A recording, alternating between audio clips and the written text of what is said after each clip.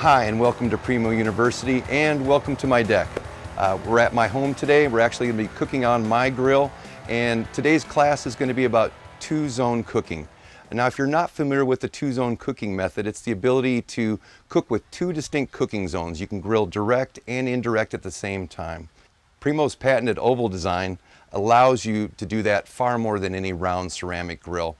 So in this video class, what we're going to do is I'm going to demonstrate the grill, give you a few tips on cooking, and then we're going to end the class with one of my favorite things to do, which is actually cook. We're going to do a little bit of surf and turf. We're going to do ribeyes and some shrimp and really show you the benefits of two-zone cooking. So let's get started.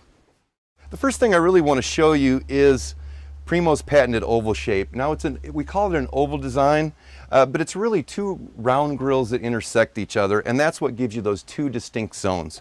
Now let's look inside the grill. I'm going to take the cooking grates out right now, and to eliminate a lot of the questions that some of you may have, you know, all the grills are pristine, they're all brand new. Well, this is my personal grill. It's got about 400 cooks on it. You're going to see that black patina that's on the inside of the ceramics. For the purpose of this video, I've gone ahead and just put a new firebox in. So as you can see, you've got two distinct zones. I've got the firebox divider inside.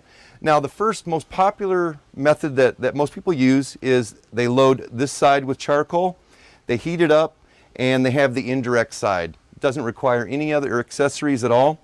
Another popular one that I really like, and that's what we're going to do today, is I'm going to load the charcoal both sides, but I'm going to add the heat deflector racks and plates on one side. The benefit of that is while you're cooking direct on this side, you're getting all that conductive heat from that heated ceramic plate that's right there. So what we're going to do now is we're going to load up the charcoal into the grill. We're going to light it. We're going to wait about 5 to 7 minutes and really let that grill heat up a little bit. So I've gone ahead and added a full load of charcoal to both sides of the grill. I've lit it in 2 places on each side using Primo's quick lights. We're going to leave the dome open for 5 to 7 minutes. After I close that, I'm going to give you a few tips on cooking. We're going to let that ceramic get that heat wash, get it fully loaded up with heat, and then we're going to be ready to cook.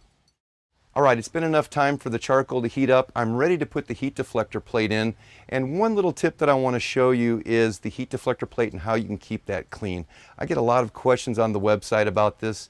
And what happens is that when you leave the heat deflector plate just as it is, because it is porous material, you do get food drippings that can be absorbed into it. And that does create smoke every time that you cook. One of the neat tricks that you can use is just wrap it in aluminum foil. You're able to take it off after it gets dirty after each cook, and that will always keep your heat deflector plates looking pristine. So I'm going to go ahead and put this in, and we are going to close the dome.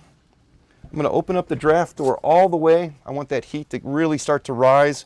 We're going to go up to about 375 degrees, and that's going to take about another 10 minutes or so. All right, I'm going to go ahead and open it, and we're going to take a reading on the direct and indirect side. Now on this indirect side, I'm shooting it with the laser. Now even though the grill is showing 400 degrees, the direct temperature at the charcoal is 929. Now when you come over to the indirect side, I'm going to shoot that heat deflector plate, and we're showing 258 degrees. So that's really the difference between the direct and indirect side. All right, now we're at my favorite part, the time to cook. Let's take a look at the food that we're going to be cooking today. I've got 2 well-marbled boneless ribeyes, and what I've done is I've used Primo's bourbon whiskey twist seasoning rub. I put it on both sides, let the steaks come up to room temperature. That's really the best way to cook and grill a thick piece of meat. And then I've also got some shrimp, and I have just dusted that with Primo's Tupelo Honey Crunch. Now, that is made for pork, but it's so versatile. You can use it on poultry and seafood. It's kind of a sweet, but it gives you a little bit of heat too. So let's go ahead and put these on the grill. We've got that 400-degree temperature that we've been wanting.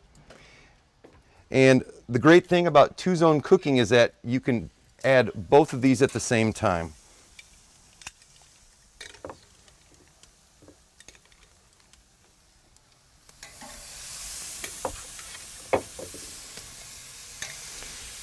Now I'm going to go ahead and close the grill. What we're going to do is, because those steaks are about 1 inch thick, we're going to let them go about 3 to 4 minutes on the first side. Then we're going to flip them and the shrimp can just sit there and roast, and then we're going to move it over to the direct side and just give it a little bit of a char before we pull it off. So I'll see you in just a few minutes. All right, so it's been about 4 minutes. What we're going to do is go ahead and flip those steaks and check on the shrimp. Everything's looking good.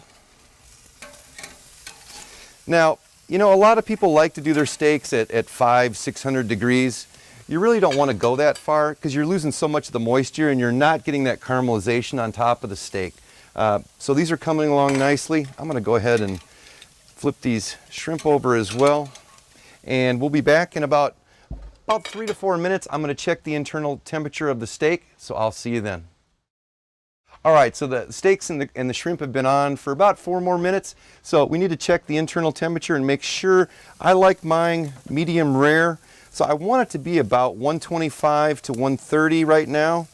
And I am right at 129, so we need to pull those off right away.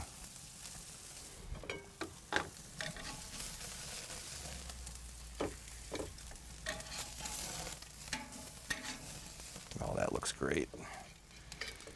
All right, and then I'm just going to move the shrimp over just for about 30 seconds or so, just to put a little bit of char on that. Now, one of the important things that you want to do is you want to rest the steaks. That allows the internal juices to really redistribute throughout the steak so it doesn't bleed once you start to cook it. Now, you can use aluminum foil. What I'm doing is I'm just placing a plate over it, and we're going to let that sit there for about 3 to 4 minutes, and that'll let that just turn out to be extremely juicy. All right, so I'm going to take the shrimp off too. Got a good sear on that. And one little trick, you may have seen it in the other videos with John, is that I do use 2 skewers. That keeps the meat from flipping around. So now that we're done cooking, I'm going to go ahead and shut the top vent to extinguish the fire, and along with the draft door. That'll take about 90 minutes to 2 hours to close down. We're going to wait for those steaks to rest for just a few minutes. We're going to plate it, and we're going to enjoy some great food. See you in a moment. All right, I'm going to go ahead and cut a piece of this meat, see how it turned out. It's supposed to be medium rare, and oh yeah, it is super juicy. Now, if you have any questions about this video, about anything related to Primo, please go to our website, primogrill.com. You can go into the contact page. There's a feedback form there. There's a lot of great information on there about our grills, accessories. And one last thing that I'd ask you to do too is sign up for Primo Life. It's our free email subscription service. It gives you updates, recipes, tips on cooking, just about anything that will help you get the most out of your Primo grill. Thanks for watching.